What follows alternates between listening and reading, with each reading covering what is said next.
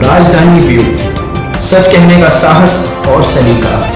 हम हैं आपकी आवाज, राजधानी व्यू।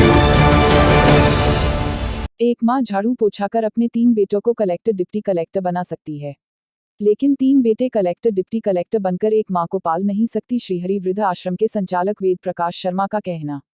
विदिशा में संचालित श्रीहरि वृद्ध आश्रम में एनसीसी के कर्नल अरविंद राणा करीब 200 एनसीसी के छात्र छात्राओं के साथ श्री वृद्ध आश्रम में पहुंचे, जहां उन्होंने श्रीहरि वृद्ध आश्रम में रह रहे वृद्धजनों से उनके दर्द को साझा किया और यह भी शपथ ली थी, हम अपने माता पिता को किसी भी प्रकार का कष्ट नहीं देंगे और उनको इस हाल में नहीं छोड़ेंगे। इस अवसर पर एनसीसी की छात्र छात्राओं ने जब वृद्धजनों से मुलाकात की तो उनकी आंखों से आंसू छलके और रोने लगे। देखिए पूरी खबर। श्रीहरि वृद्ध आश्रम में रह रहे वृद्धजनों ने एनसीसी के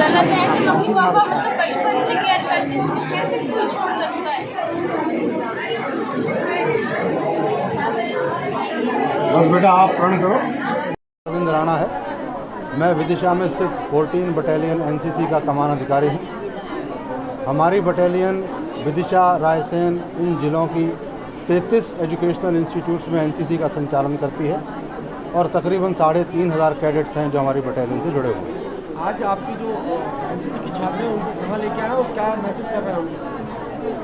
श्रीहरि वृद्धाश्रम से वेद जी से, इंदिरा जी से मेरा संपर्क पिछले साल शुरू में हुआ था, जिस वक्त हम कैंप चला रहे थे।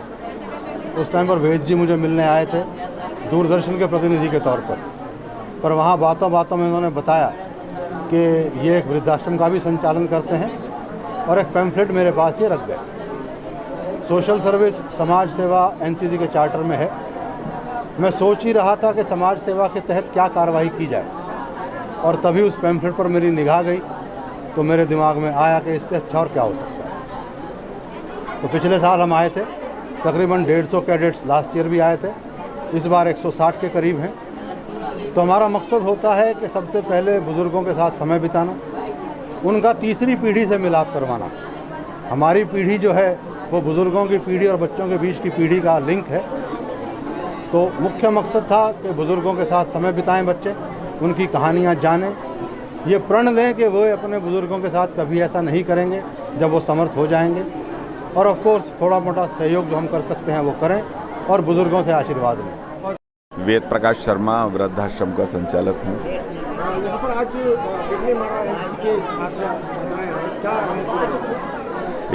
एनसीसी के करीब 150 से अधिक विद्यार्थी यहाँ आए, बुजुर्गों से उनकी आत्मकथाएं सुनी और बहुत भावुक हुए और उन्होंने संकल्प लिया कि जो है अपने परिवार के बुजुर्गों को वृद्धाश्रम में नहीं पहुँचाएंगे।